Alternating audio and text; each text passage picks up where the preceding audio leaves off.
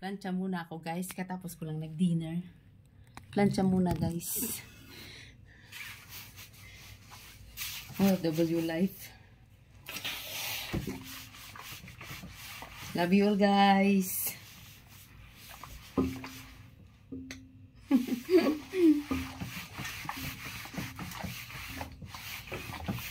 Tapos ng dinner, plancha agad. Kasi dami kong planchahin. Laban lang, OFW life.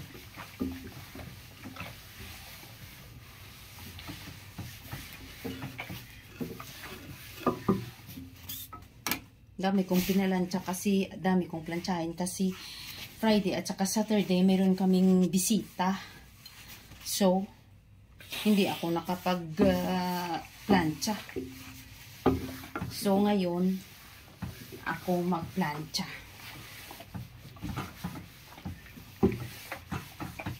Unahin ko muna yung mga comforter at saka bedsheet.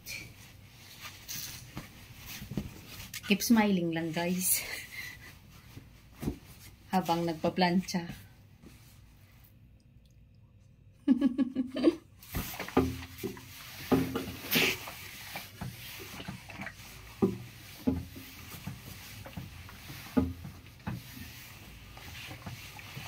Kahit pagod guys.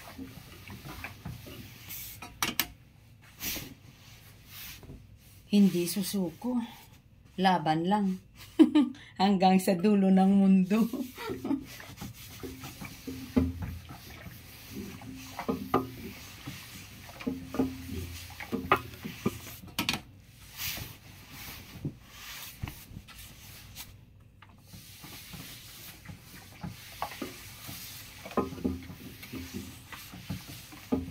Dami ko din planchahin ng mga long sleeve. Yung ano ni Bossing. Yung mga long sleeve niya guys.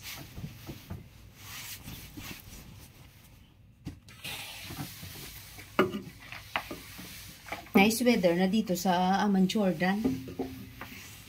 Hindi na masyadong malamig. Kunti lang ang lamig. Ano na kasi mag-springtime na dito. So yung mga leaves ng mga trees nag-ano na guys, nag-grow, tapos yung mga bulaklak, ang mga flowers namin dito guys sa farmhouse guys, ang ganda guys. Nagbo-bloom yung mga bulaklak nila guys. Very amazing. And very relaxing place dito guys. Ang ganda guys. Yung asyenda ni Bossing ko guys. Ang laki. More kami dito, mga olive trees.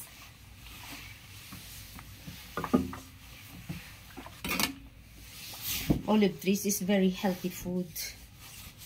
Yung prutas niya guys. Yung fruits ng olives ginagawang pickles or olive oil. Pag mag-harvest guys, more yung olive fruits namin guys, ginapagiling. Tapos yun, maging ano guys, oil. Ang dami ng mga oil guys. Yun ang ano namin dito sa farm. Ang pinakadami na ano namin yung olive trees.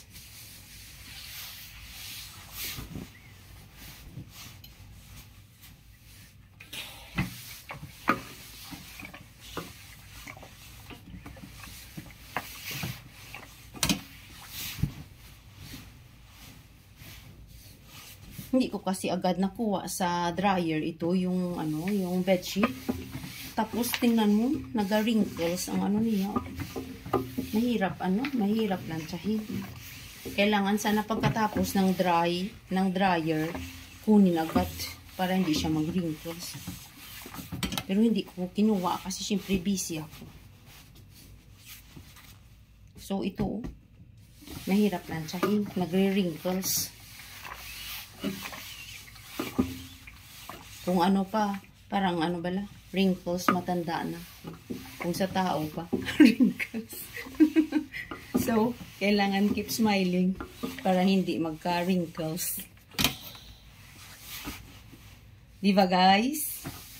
Ganyan lang guys. Love your work and be happy.